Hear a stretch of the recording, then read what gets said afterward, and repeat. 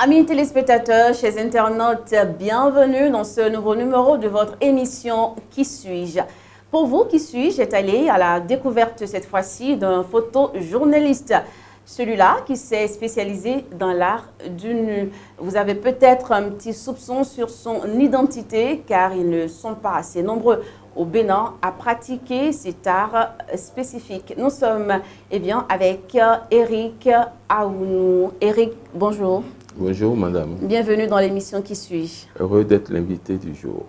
Voilà donc à la découverte de Eric Aounou. Je vais tout de suite vous demander pourquoi tu as choisi pratiquer spécifiquement l'art du nu. En fait, c'est une histoire qui remonte dans les années 94 par là, où à la suite d'un stage en France, dans le sud de la France, je suis tombé sur un maître de stage qui faisait du nu. Et je crois que c'est de celui-là que j'ai gardé le côté anonyme de mes photos. Moi, j'ai gardé la tête alors que lui, habituellement, il coupait les têtes. Donc, moi, j'ai gardé. Mais dans la réalité, c'est que dans cette période, j'avais une petite notoriété au sein de la presse béninoise. Et j'ai voulu rester dans la mémoire des gens. Et rester dans la mémoire des gens, c'était de trouver le sujet qui pouvait choquer, le sujet qui pouvait rendre quelqu'un mal à l'aise, bref, provoquer. Donc, en tournant autour d'un certain nombre de thèmes que j'ai eu à traiter, j'ai plus mis l'accent sur le nu. Je crois que je n'ai pas mal fait parce que ça m'a permis de rester dans la mémoire de beaucoup de gens. Alors, choquer pour plaire, si je résume bien ton objectif, est-ce que c'est chose aisée de trouver les modèles? Comment tu arrives à les démarcher? Je crois que pendant les 6 premiers mois de l'expérience, j'ai eu du mal à trouver des modèles. Chemin faisant, une chaîne de la place a fait une émission qu'elle appelait dans le temps Face cachée, 52 minutes. Et je suis passé dans cette émission-là et je crois que ça a rassuré plus ou moins des gens, sachant que je maîtrisais la chaîne complète, que je faisais mes photos, je les développais, je les tirais. Donc je n'allais pas forcément dans un studio. Donc ça a été comme ça, mais aujourd'hui, je dois le reconnaître que j'ai beaucoup plus de facilité à trouver des modèles.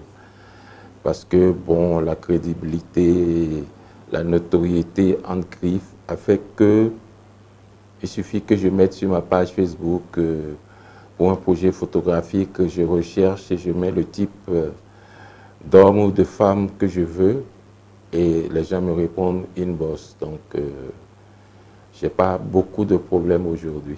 Alors, le travail proprement dit, comment ça marche, comment ça fonctionne? Parce qu'au niveau des photos, on remarque beaucoup plus d'ombre que de lumière. Comment ça va? Comment ça se passe? En fait, je travaille beaucoup en studio, je travaille beaucoup sur la gestion de la lumière. Et il faut reconnaître que la peau noire peut présenter beaucoup d'imperfections à des moments donnés. Et je ne suis pas très Photoshop en fait. Donc mes photos sont beaucoup plus brutes. Donc je me contente de m'éviter un travail post-production énorme. Donc je m'arrange avec la lumière pour cacher un peu les imperfections. Alors, au niveau des modèles qui sont exposés, est-ce que c'est un contrat qui est fait préalablement avant la prise des vues? Le deal entre les modèles et moi, c'est plus après une expo ou après une vente. Sur l'expo que j'ai actuellement en cours avec mon collègue peintre,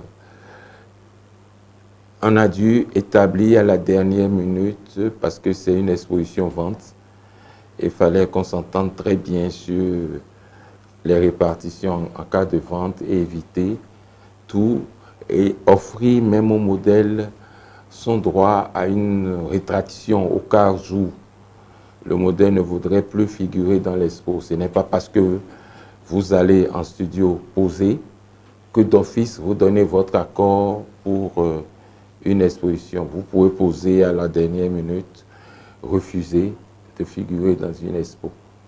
Donc j'ai dû, avec un juriste, établir des contrats, envoyer aux environs 28 modèles avec lesquels nous avons travaillé et avoir leur retour avant de faire la sélection sur les photos et de mettre à...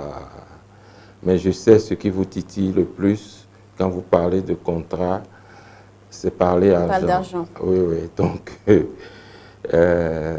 est-ce que vous savez qu'il y a des modèles qui viennent payer pour se faire photographier nu?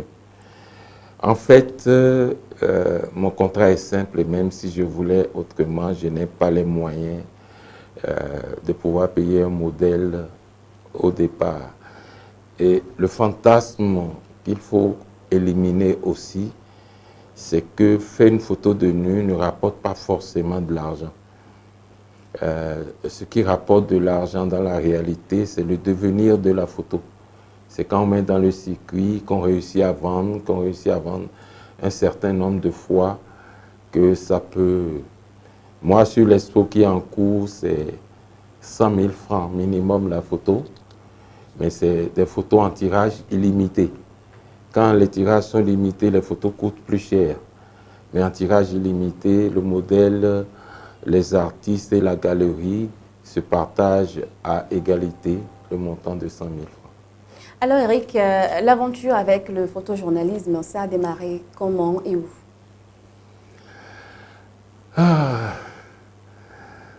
J'aime pas le terme que je vais employer de premier, de doyen, de pionnier, mais l'aventure a commencé avec la conférence nationale. Et avec la conférence nationale, il n'y avait que certains titres privés qui existaient. Et après, il y a eu le boom de cette conférence nationale. Et vous savez, l'un de mes faits d'âme, c'est qu'au lendemain de la conférence nationale, le premier gouvernement de Soglo, aucun photographe béninois n'a réussi à voir toutes les photos avant moi. Parce que il fallait courir, il fallait avoir des contacts, il fallait aller chez les gens. Je me rappelle, paix à son âme, je ne vais pas donner son nom, que j'ai photographié un ministre vers 7 heures chez lui. Et il avait juste sa veste sur son pyjama. Donc... j'ai ma petite idée. En tout cas... je la garde. Donc c'est avec la conférence nationale dans les années 90 que ça a commencé.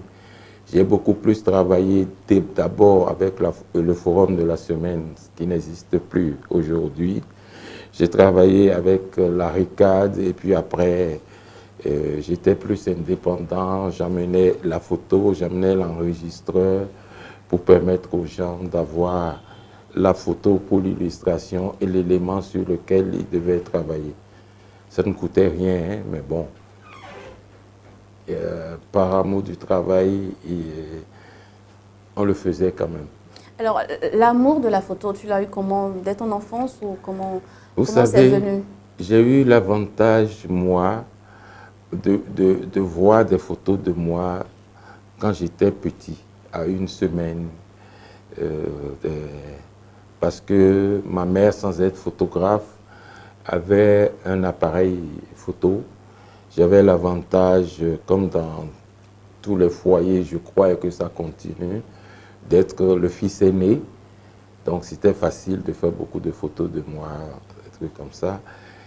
Et j'avais des frères qui étaient dans la presse et qui ont fait leur formation, qui sont revenus. Et j'ai eu comme cadeau, quand les grands frères voyagent reviennent, vous offrent quelque chose, un Instamatic.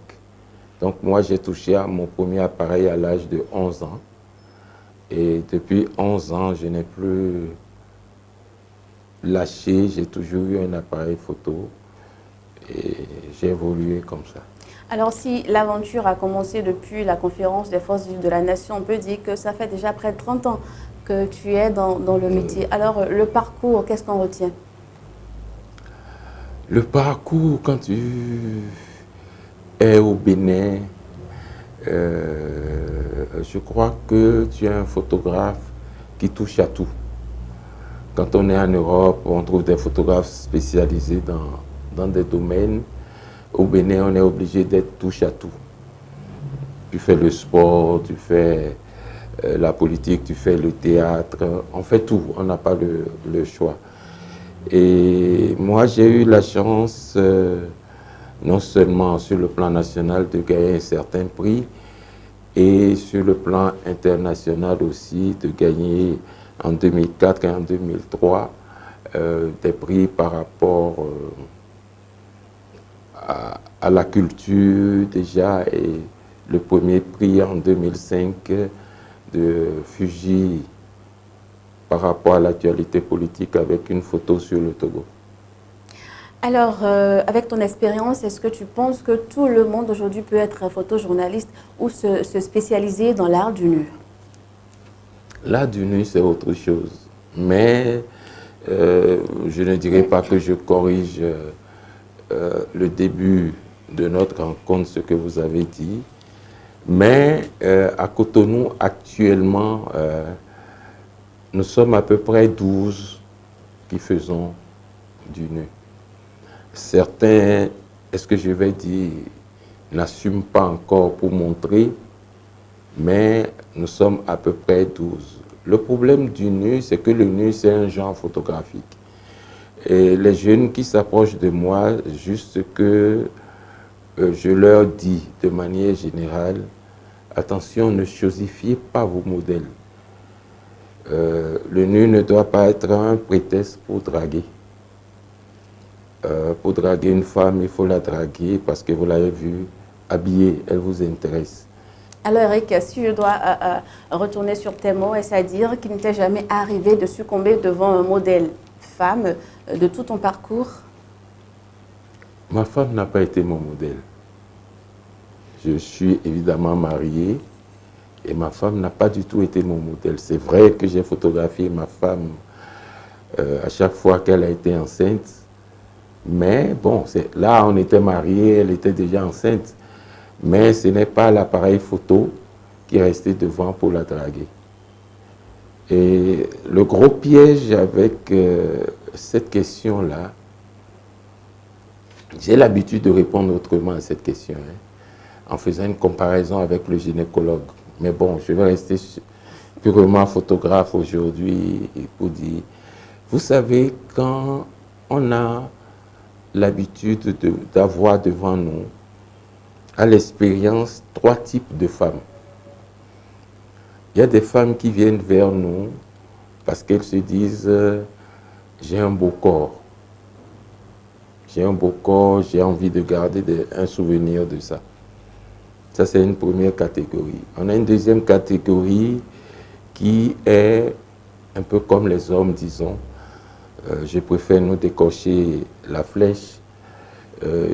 Une deuxième catégorie qui est considérée comme prédatrice, comme nous sommes des prédateurs.